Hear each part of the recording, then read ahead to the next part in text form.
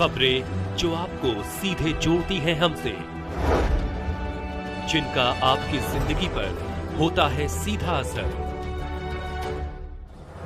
खबरों की वही तस्वीर, बिना बदले बिना डरे, जज्बा सच का लिए, सच दिखाते हैं। सूरत सिटी एसओजी ने उधना में श्रीजी प्रोविजन स्टोर पर छापा मारकर कुल 80 किलो संदिग्ध पनीर जिसकी कीमत 26,900 रुपये थी और कुल 168 किलो मिठाई बनाने में इस्तेमाल होने वाला संदिग्ध मावा जिसकी कीमत 34,953 थी, उसे बेचने से पहले जब्त किया। आपको बता दें कि सूरत शहर के लोगों की सेहत को लेकर चिंतित पुलिस कमिश्नर श्री अनुपम सिंह गहलोत ने सूरत सिटी एसओजी को शहरी इलाके में खाने पीने की चीज़ों में मिलावट करने वाले और लोगों की सेहत से खिलवाड़ करने वाले लोगों के खिलाफ सख्त कार्रवाई करने का निर्देश दिया है। इन्हीं निर्देशों के मुताबिक deputy commissioner of police Shri Rajdeep Singh Nakum SOG के मार्गदर्शन में एसओजी ने नीचे दिया गया काम किया गया।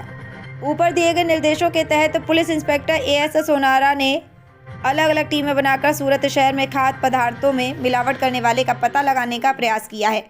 सूरत से महेंद्र सिंह परमार की रिपोर्ट।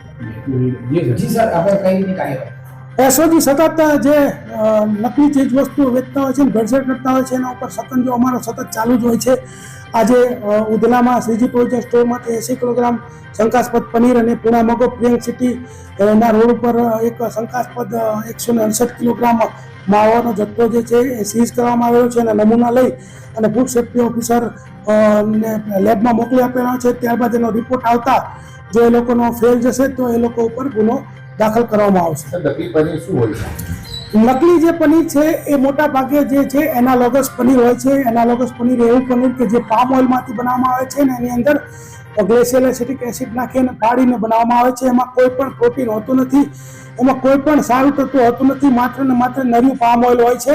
અને એ જ મોટા ભાગના કેટરિંગ સાથે જોડાયેલા, રેસ્ટોરન્ટ સાથે જોડાયેલા અને સ્ટ્રીટ ફૂડ વેન્ડરો બધા આ જ પનીર વાપરે છે।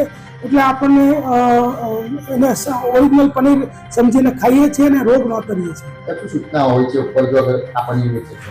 જો એનાલોગસ પનીર જે છે એ છૂટક વેચી શકાતું નથી। એને કોઈ પણ વેચવા માટે એના ઉપર બ્રાન્ડ નામ પણ હોવું જોઈએ અને નોન ડેરી પ્રોડક્ટ છે એવું લખવું જોઈએ અને આ એનાલોગસ છે એવું પણ લખવું પડે છે। એને દૂધનું પનીર તરીકે વેચાતું નથી। તદુપરાંત આ પનીર જેને વેચે છે એ લોકોએ એની વાનગી બનાવી હોય તો એની અંદર પણ લખવું પડે કે આ જે પનીર છે એનાલોગસ પનીરમાંથી બનાવેલી વાનગી છે, નહીં કે મિલ્ક પનીરની।